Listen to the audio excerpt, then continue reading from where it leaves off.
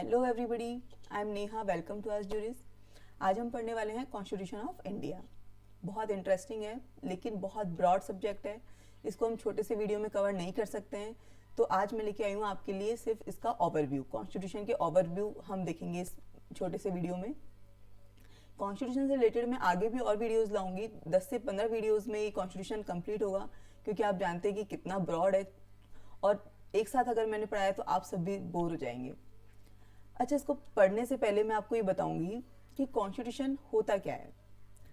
वैसे तो बचपन से ही हम कॉन्स्टिट्यूशन के बारे में सुनते आ रहे हैं, बचपन से पढ़ रहे हैं हमारे संविधान के बारे में। कॉन्स्टिट्यूशन ये जो हमें बताता है कि देश में क्या हो रहा है, क्या करना है, इसको करने का क्या तरीका है, ये सब कॉन्स्टिट्यूशन ये जो हमें बताता है। तो जो भी पहली बात तो ये कि जो भी सारे लॉज हैं वो सब कॉन्स्टिट्यूशन के अंडर में ही बनेंगे, तो हम कह सकते हैं कि ये supreme law of the land है। Constitution is the supreme law of the land. Second बात कि जो भी लॉज है, all other laws have to confirm to this constitution. ठीक है, have to, all other law have to confirm to the constitution. ठीक है। थर्ड बात है कि ये जो गवर्नमेंट है और जो उसके सिटीजन्स हैं उनके बीच में जो रिलेशन है उसको बताता है। गवर्नमेंट के बीच में या फिर गवर्नमेंट और उसके सिटीजन के बीच में, दोनों के बीच में रिलेशन बताता है। तो ये सब कॉन्स्टिट्यूशन है। तो इसकी हम टेक्निकल डेफिनेशन अगर देखें कॉन्स्टिट्यूशन की, तो है a constitution is a set of fundamental principles और established precedents according to which a state or other organization is governed.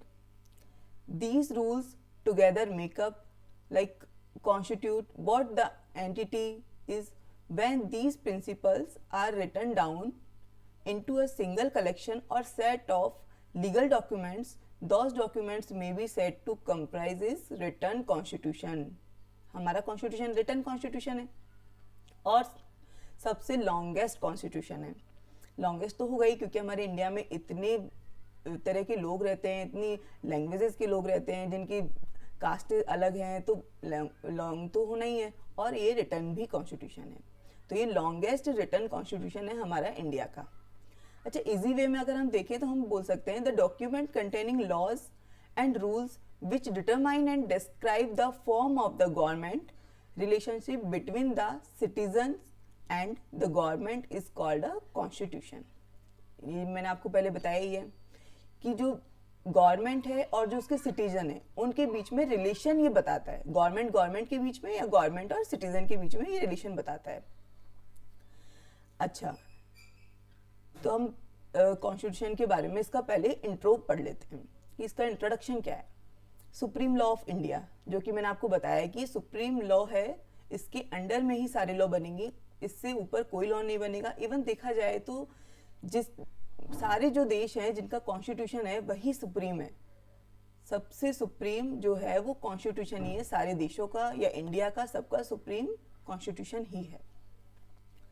Second है इसका point, lays down the framework that demarcates fundamental political code, structure, procedure, power and duties of government institutions. Constitution हमें सब सारे जो government institution है उन सब की ड्यूटीज़, सबकी पावर, प्रोसीजर सब यही बताता है। सब कॉन्स्टिट्यूशन में ही है।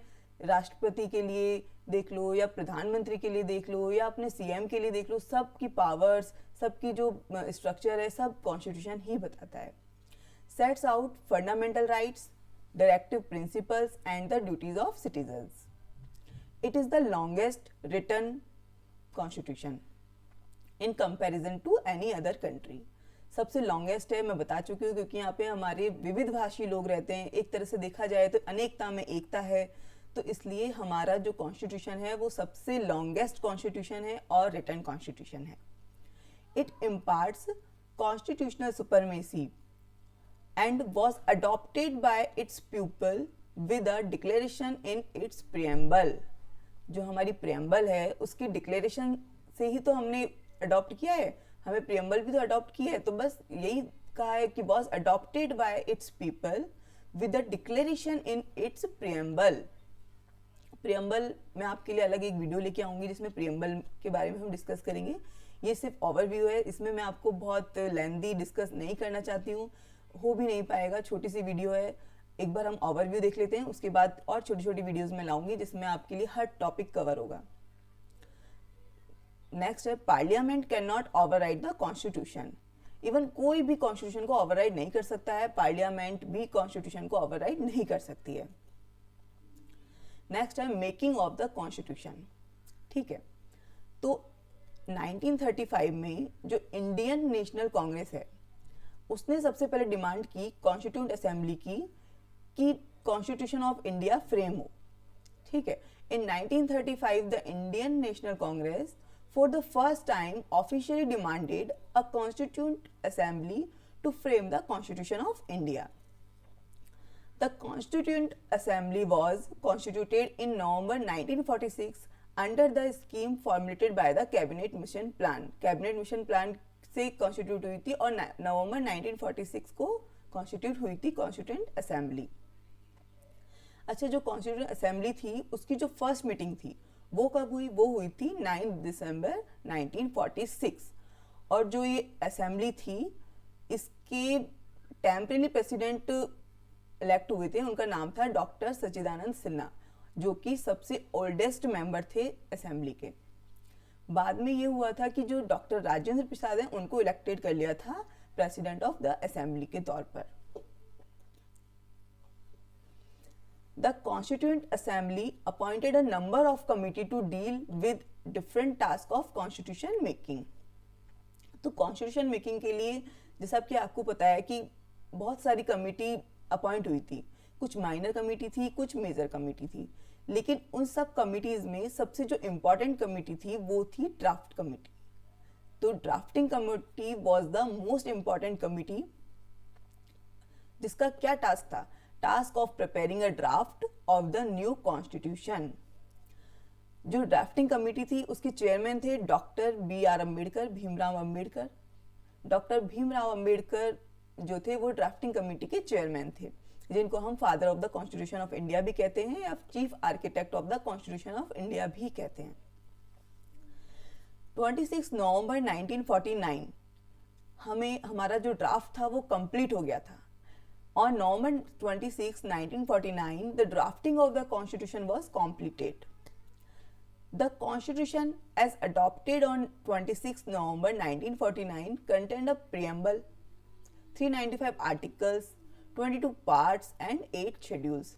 अभी तो बहुत अमेंडमेंट हो चुके हैं, तो 395 से 470 आर्टिकल हो चुके हैं, 22 पार्ट से 25 पार्ट्स हो चुके हैं और 8 शेड्यूल से 12 शेड्यूल हो चुकी हैं।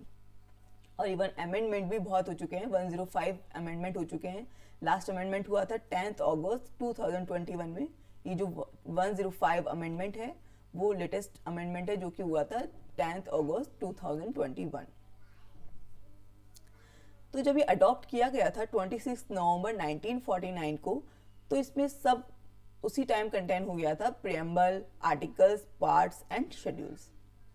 पर कुछ आर्टिकल ऐसे थे जो 26 नवंबर 1949 को ही फोर्स में आ गए थे, जबकि बाकी के 26 जनवरी 1950 को फोर्स में आए थे।